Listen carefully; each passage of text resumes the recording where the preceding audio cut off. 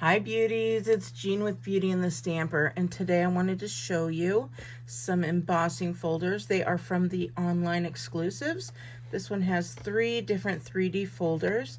Today I'm going to be using the one that has the dots in it. So it looks like this. I have my stamp, cut, and emboss machine, and since this is a 3D, I'm going to be using my 3D plate.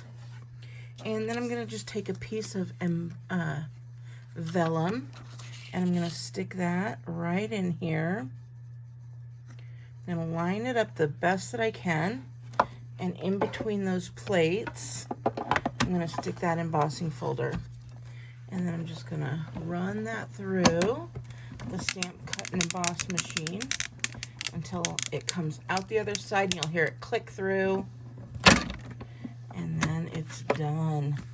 So then when you get your embossing folder and take the vellum out, you've got those nice dots right through there. So I am currently doing some cards for a swap. I can't wait to show those to you. And when I'll show you the finished card, maybe I'll make it for you, but it won't be until tomorrow because my swap is tomorrow. So I want it to be a surprise for them. So I will be making these. I hope you have a great day, and I'll talk to you later. Bye!